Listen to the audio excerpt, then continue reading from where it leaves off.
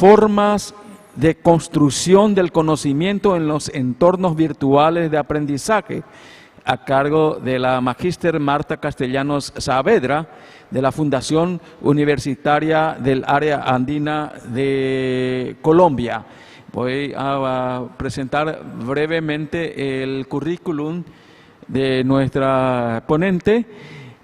Ella es economista, está cursando el doctorado en educación, en tecnología educativa y educación a distancia, con maestría en gerencia de telecomunicaciones y especializaciones en gerencia de proyectos y entornos virtuales de aprendizaje bilingüe. Con trayectoria profesional como directora y asesora y consultora de importantes proyectos estratégicos y de política que fomentan el desarrollo socioeconómico de Colombia. Ha publicado diversos artículos científicos en revistas de su país y a nivel internacional, conferencista internacional. Ha coordinado y participado de diversos seminarios, congresos, conferencias en distintas universidades de Colombia y de otros países. Entonces está con nosotros la magíster Marta Castellanos Saavedra, a quien le damos el saludo cordial. Muy buena tarde y que estamos expectantes de su ponencia, magíster. Muchas gracias por la presentación y a Unida por la invitación al señor rector y a la decana, la magíster Ivonne Alarcón, la decana de Educación a Distancia y Semipresencial, por esta gran invitación que nos hace. Es un honor para nosotros y queremos darles un saludo muy especial de parte de nuestro rector, el doctor José Leonardo Valencia, quien está muy entusiasmado porque tengamos este intercambio de saberes. Bueno, lo primero es contarles que este ejercicio nace de nuestro grupo de investigación que se llama Educación Transformadora. Ha sido categorizado por nuestro ente de Ciencia y Tecnología en Colombia, que hoy por hoy se llama MinCiencias, y cuento con un grupo de docentes, de equipo de la academia, que venimos investigando cómo poder en esta nueva dinámica mundial darle lo mejor a nuestros estudiantes, gestarles a ellos unas didácticas adecuadas y pertinentes con el desarrollo que se requiere, pero sobre todo entendiendo muchísimo en detalle cómo poder entregarles a ellos una formación de calidad y gestarles competencias que les sean oportunas para estos nuevos momentos que estamos viviendo. Bueno, lo primero con que quiero empezar es hacerles una reflexión, y es que el Foro Económico Mundial nos dice recientemente que el 25% de las tareas que conocemos normalmente van a desaparecer. Quiero que por un momento se imaginen un panorama en el que ese tipo de tareas normales, comunes, que conocemos, perdón, el 52%, van a desaparecer de un momento a otro. ¿De qué se trata entonces el mercado laboral? ¿Cómo vamos entonces a asumir esos desafíos que se vienen hacia adelante para las instituciones de educación superior que formamos precisamente para el desarrollo humano y por supuesto para el mercado laboral? Pero el mismo foro nos dice, bueno, hay una oportunidad valiosa. También se van a crear nuevos empleos y ahí es donde nosotros, instituciones como Unida, como Ariandina, es donde debemos ver las oportunidades de formación. Aquí quiero mostrarles rápidamente cómo, pues además de saber todos que el mundo viene cambiando y viene cambiando de forma vertiginosa, encontramos muchas veces que lo que se llaman los trabajos operativos, que es los que nosotros hemos entendido que van a desaparecer rápidamente, como los web check-in, reemplazan precisamente a las personas que están de forma presencial en los aeropuertos, o los sistemas de comida inclusive van a ser reemplazados. Eso lo venimos sabiendo de tiempo atrás, ya vemos esas tecnologías en nuestros países, pero aquí quiero presentarles a una nueva disposición de un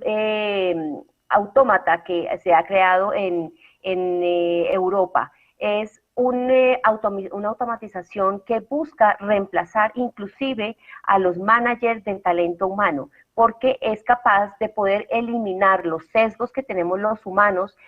pensando que el tono de voz, que ciertos rasgos o ciertas características de los entrevistados pueden hacer que tomemos una decisión a favor o en contra. Y esto este robot puede hacer que esos sesgos se eliminen de forma tal que inclusive profesiones de muy alto nivel, con alta complejidad de decisión, también están siendo eliminadas del panorama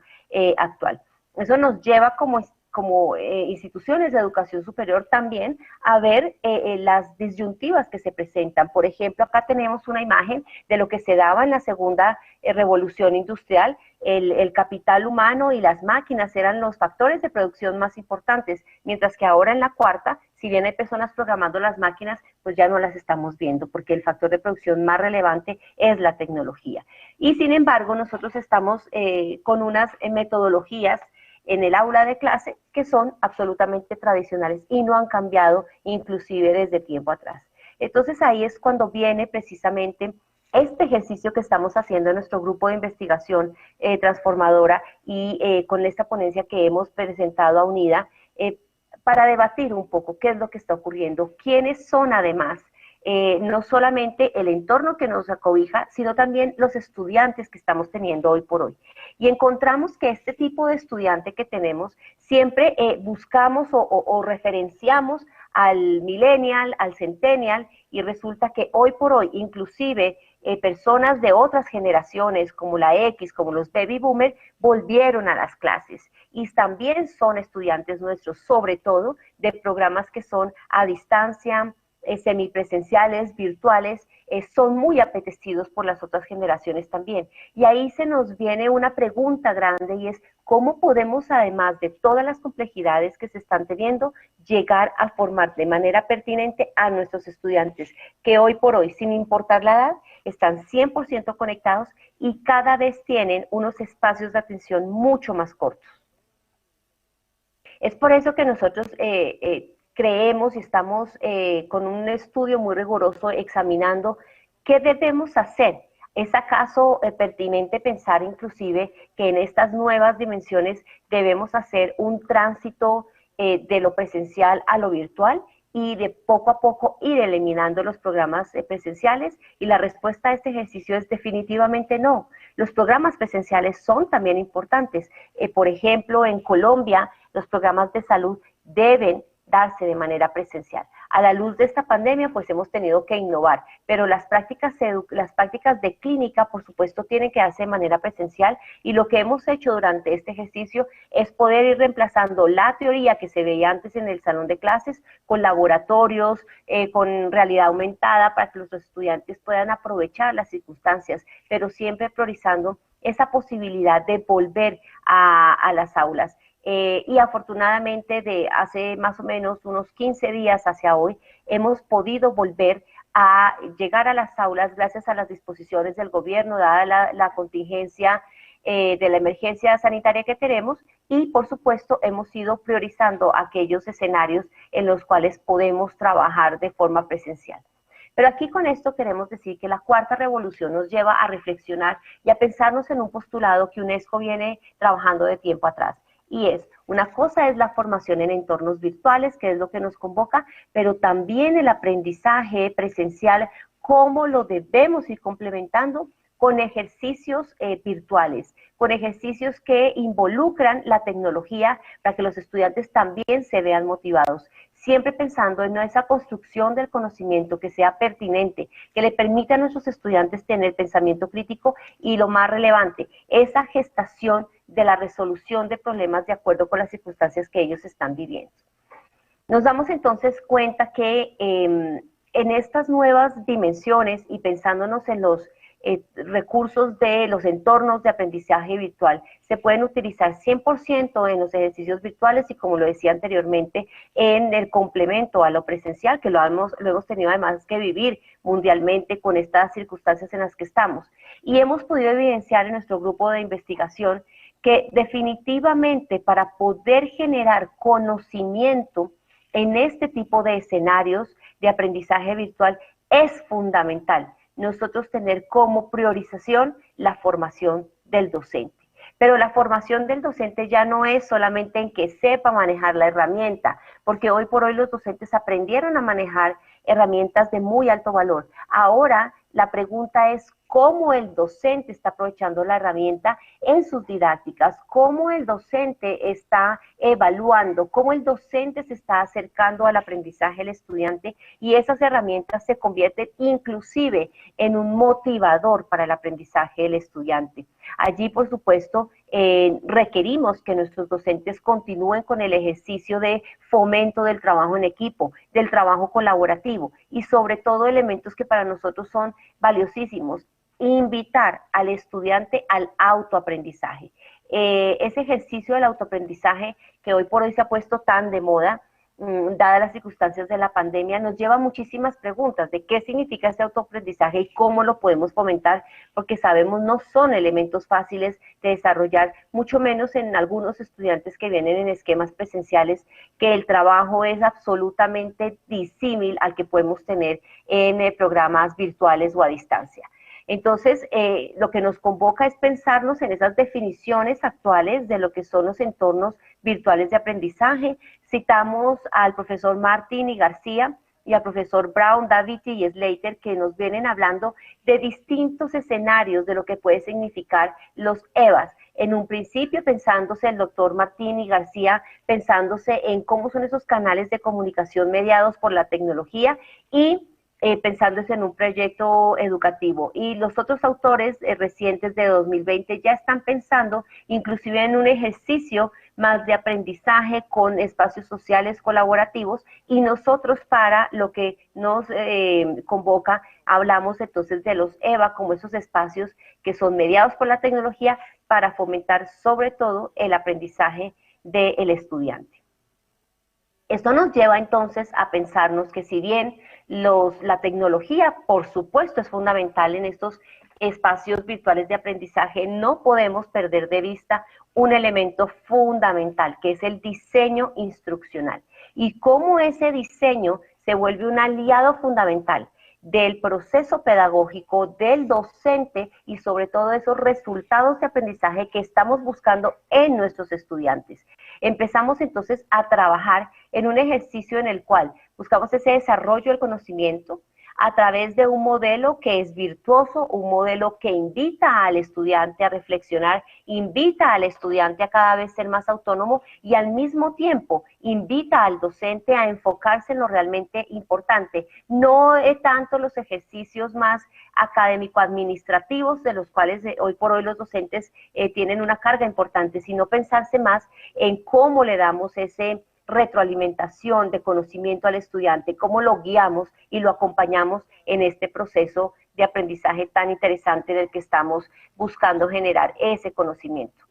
Es por ello que nosotros estamos convencidos que a través de ejercicios como foros, laboratorios virtuales, el trabajo colaborativo, por supuesto vamos a lograr pues este desarrollo de las competencias, pero para poder tener ese desarrollo de competencias hemos pensado y hemos regresado a varios de los principios que Merrill nos dice, y es cómo se genera el aprendizaje en el estudiante. Eso no lo podemos perder de vista, ni si somos semipresenciales, a distancia, virtuales completamente o presenciales, cómo llegamos a fomentar este aprendizaje. Y ahí es cuando vemos los 5 elementos que él propone, empezando por pensarse en el de estudiante resolviendo problemas con toda esta información que están tomando en las clases, cómo esos conceptos, esas teorías dejan de ser gaseosas y ellos pueden entender su entorno, situaciones complejas que se están presentando y cómo tienen las habilidades para poder resolver ciertas complejidades de su entorno. Después se nos está diciendo que además de el haber resuelto ese problema, es capaz de poder proponer nuevas vías, nuevos puentes comunicadores, generando nuevos elementos de conocimiento. Entonces empezamos a ir avanzando más profundo para un aprendizaje significativo. También se nos está diciendo que cuando el estudiante es capaz de demostrar aquello nuevo que aprendió, seguramente después de ese proceso en el que él logró resolver problemas, hacer aportes, él saca sus propias conclusiones y es capaz de mostrar el nuevo conocimiento que se surte de toda esta experiencia combinado, lo teórico con lo práctico. Por otro lado, el estudiante es capaz de ese nuevo conocimiento generar conexiones con otros elementos similares y poder seguir avanzando en el proceso de solución de problemas. Y por supuesto, esos nuevos conocimientos, cómo se empiezan a volver casi que propios dentro del ejercicio del estudiante, casi que se vuelven ágiles en lo que él está haciendo y se incorporan dentro del ejercicio que él está desarrollando. Por ello es que consideramos que los habilitadores para el aprendizaje, como lo vienen diciendo varios de los ponentes que han estado durante este congreso, es que los objetivos de aprendizaje deben formularse al inicio de la asignatura, al inicio de las clases, pensarse que hasta dónde debe llegar ese ejercicio de aprendizaje con los docentes y estudiantes, y eso por supuesto se debe formular a la luz de las decanaturas, de las facultades, pensarse cuáles son esas competencias que se quieren desarrollar. Después ese desarrollo de unidades formativas para poder más adelante tener unos ejercicios de evaluación que me permitan llegar a los resultados de aprendizaje que estamos previendo desde el inicio. Pero todo esto tiene que ir acompañado de forma transversal por un diseño instruccional que la tecnología habilita, sin darle esa importancia que venía teniendo en otras oportunidades en los EVA, la tecnología, pensándose que la tecnología era el gran objetivo del EVA, mientras que en este esquema estamos pensando esa tecnología como el habilitador, como el medio, y el gran resorte que permite toda esta articulación debe ser sin duda el diseño instruccional. Seguimos entonces pensando cuáles son esos elementos que nos llevan a esa educación que realmente está generando impacto. Y aquí quiero resaltar algo muy valioso que se ha venido dando, y ustedes conocen varios autores que ponen en tela de juicio la posibilidad de los EVA de formar. En nuestro concepto y de acuerdo con las investigaciones que hemos venido desarrollando en nuestro grupo de investigación, estamos convencidos de todo lo contrario. Los EVA son herramientas que realmente están habilitando el aprendizaje. Tan es así que los EVA cada vez se están fortaleciendo más, se están tomando inclusive como referente en instituciones de educación superior tradicionales como complemento a las cátedras presenciales, y se están de alguna manera incorporando en esos elementos de aprendizaje que tenemos que desarrollar. Pero ya estos elementos deben configurar otras dimensiones. Pensarse, por ejemplo, qué va a pasar con los modelos que tienen aprendizaje aumentado, qué hacemos con la realidad virtual, cómo podemos incorporar la gamificación,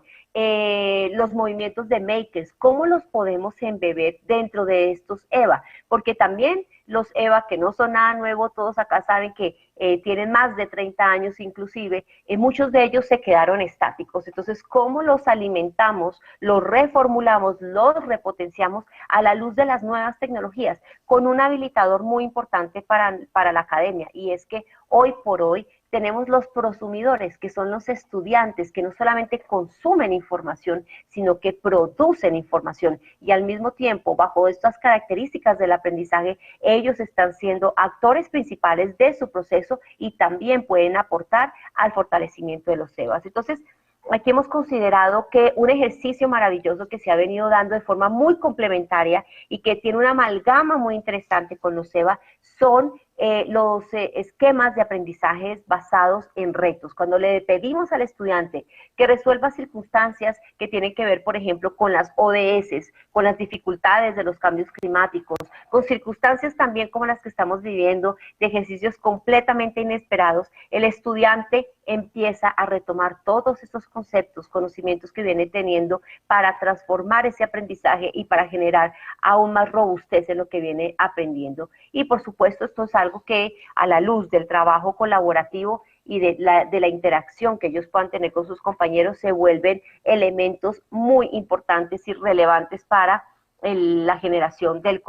contenido. Nosotros entonces hemos podido concluir y analizar que para poder tener unos modelos formativos requerimos 3 elementos fundamentales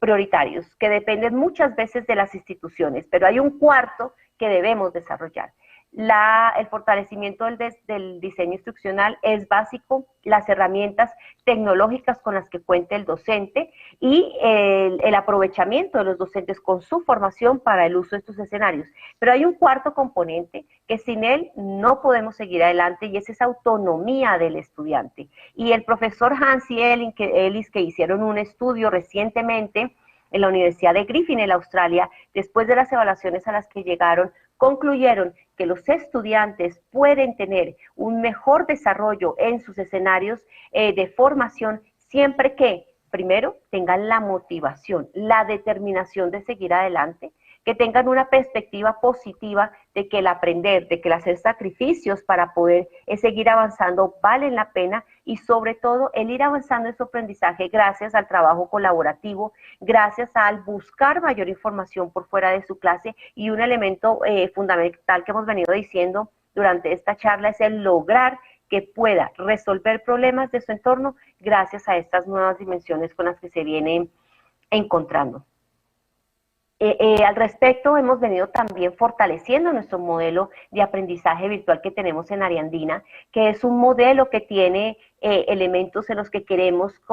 generar esa construcción del conocimiento con un diseño instruccional muy embebido hacia el estudiante, con unos marcos de trabajo y unos elementos comunicativos desde la escuela de Habermas, más pensándonos en la escuela de ese pensamiento crítico y ese pensamiento significativo para que el estudiante sea capaz de generar la construcción misma de su formación. Es por eso que trabajamos en 4 elementos principales: el pedagógico, el comunicativo, el tecnológico y el organizacional, pensándonos siempre en cómo podemos hacer una reflexión desde la praxis, pensándonos en esos diálogos comunicantes que debemos tener para resolver situaciones absolutamente complejas de nuestra cotidianidad. Nosotros en Ariandina contamos con 3 modelos, un modelo presencial, uno a distancia y otro virtual. El virtual particularmente, si bien tiene todo ese pensamiento de la construcción, del constructivismo sociocrítico, tiene unos ajustes muy particulares para los entornos virtuales de aprendizaje, porque contamos con 4 ejes en los cuales invitamos a primero acercarnos a unos marcos teóricos fundamentales de acuerdo con las disciplinas, a que se pueda generar un análisis de las circunstancias a las cuales el estudiante puede verse frente para poder resolver, cómo pone en práctica estos elementos que ha venido aprendiendo con su docente, con las guías que está teniendo y junto con el trabajo que viene desarrollando con sus compañeros. Y después él empieza a proponer distintas soluciones a los ejercicios que se vienen dando. Para ello nosotros estamos teniendo unas preguntas que son orientadoras dentro de estos ejes y por supuesto estamos invitando al estudiante a que cada vez genere más elementos y herramientas de pensamiento de orden superior para que pueda tener una autogestión que lo lleve a un real aprendizaje de todos los elementos que queremos buscar en el aula de clases. Esto va complementado con el enfoque académico ariandino que hemos formulado, que no es nada distinto al perfil del estudiante que estamos formando, y aquí estamos convencidos de que debemos entregarle a la sociedad personas que sean humanistas, que tengan ese pensamiento crítico desarrollado, que sean innovadoras y que ejerzan el ejercicio del liderazgo colectivo y utilicen las tecnologías para aprender y sobre todo para poder resolver los desafíos que se están presentando en el siglo XXI. Luego, toda la formación que les acabamos de mostrar desde ese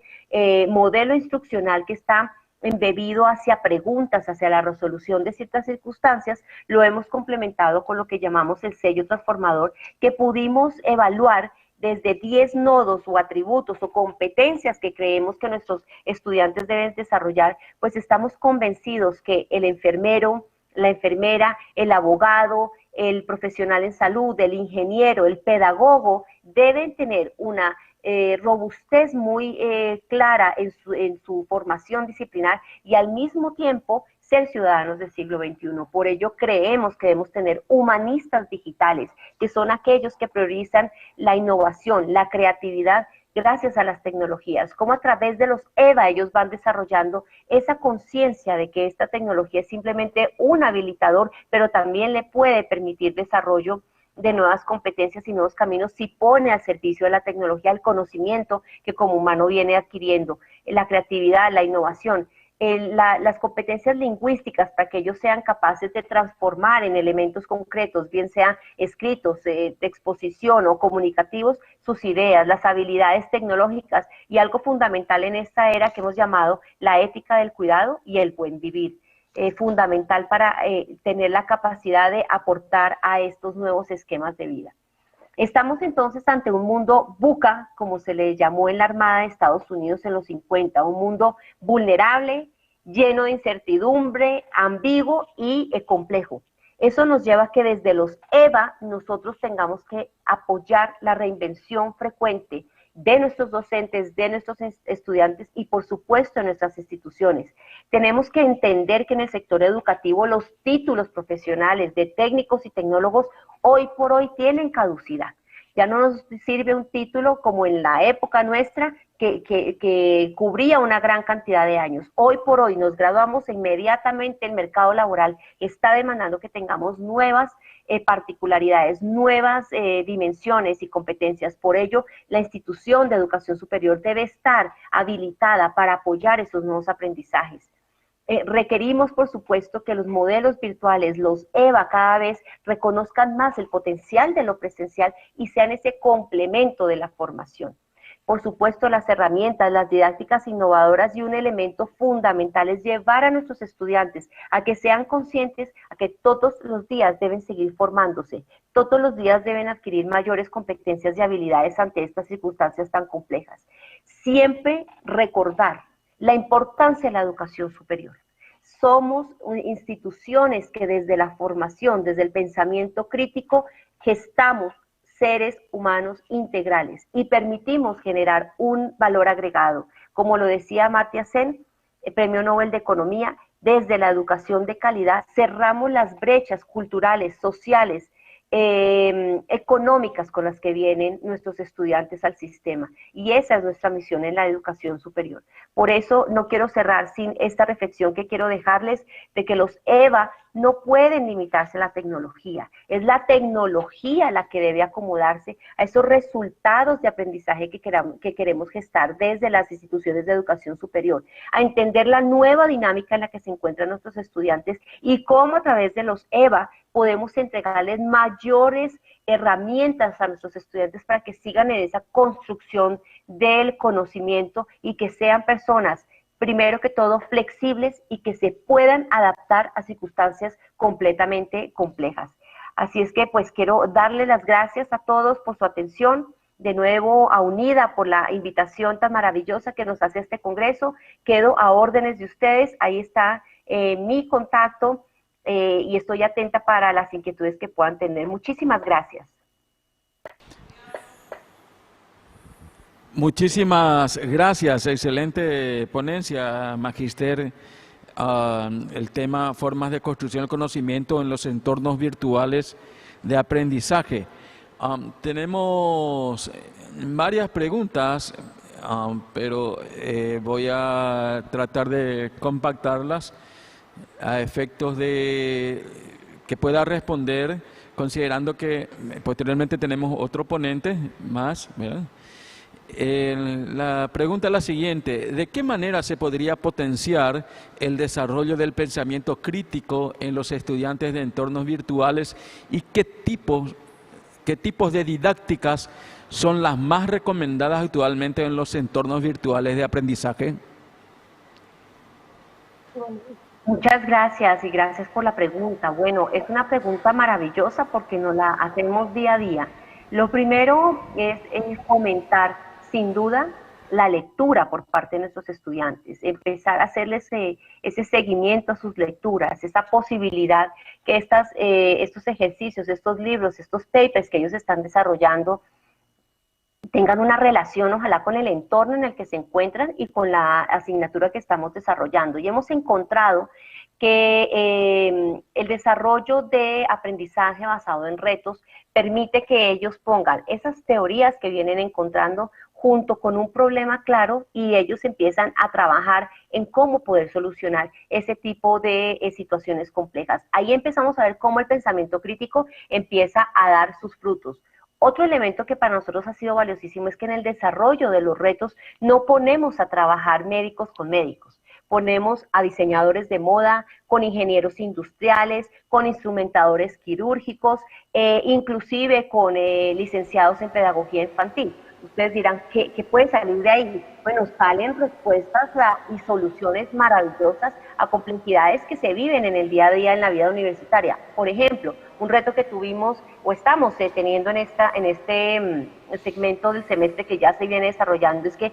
los estudiantes han encontrado que están existiendo complejidades para las madres, las estudiantes que son madre cabeza de familia, para poder estar en sus clases y al mismo tiempo salir a sus puestos de trabajo. Entonces están creando distintos ejercicios de guarderías en los cuales también sus estudiantes de licenciatura de pedagogía infantil pueden tener su práctica, pero al mismo tiempo cómo hacerlo sostenible, cómo buscamos una nutrición adecuada para nuestros estudiantes y que todo este sistema no sea costoso para estas madres. Entonces son problemas de la comunidad que se empiezan a desarrollar con distintas miradas disciplinares y que ahí vemos cómo el pensamiento crítico se desarrolla de la mejor manera. Gracias. Magíster, desde la UNIDA le damos las gracias. Muchísimas gracias por dedicar su valioso tiempo de un día sábado para compartir sus conocimientos con nosotros, con los estudiantes, docentes. Cerca de 200 personas están siguiendo esto y le agradecemos muchísimo. Le enviamos un abrazo virtual, que es lo que se estila ya en esta circunstancia de las conferencias internacionales. Y le pedimos que siga aún nuestra transmisión porque vamos a presentar, no sé si usted conoce, pero el Paraguay tiene unos tejidos muy especiales que se llaman tejido ñandutí, y que justamente ahora vamos a presentar en imagen estos tejidos, y usted va a ver que justamente esos tejidos ahí tenemos la imagen incluso de su país, el encaje de ñandutí, puntadas de tradición artesanal en Paraguay, enormes rosetones de hilos de todos los colores imaginables, entretejidos en una complicada filigrana, son la marca inconfundible del encaje de ñandutí, una antigua artesanía que sigue identificando al Paraguay. Como muestra del más caro afecto a los países hermanos que acompañaron el primer Congreso de Educación en Línea, bajo el lema por una educación sin distancia, rinde homenaje a estos países a través de sus banderas realizadas en ñandutí, como muestra de nuestro agradecimiento, reconocimiento y respeto a Colombia, España, Perú, México, Uruguay y Argentina. Tenga entonces usted como un homenaje también a su país por haber compartido este momento tan especial en nuestro evento internacional. Que tenga muy buena tarde y que tenga un buen fin de semana. Nosotros aquí continuamos con nuestro evento. Muchísimas gracias.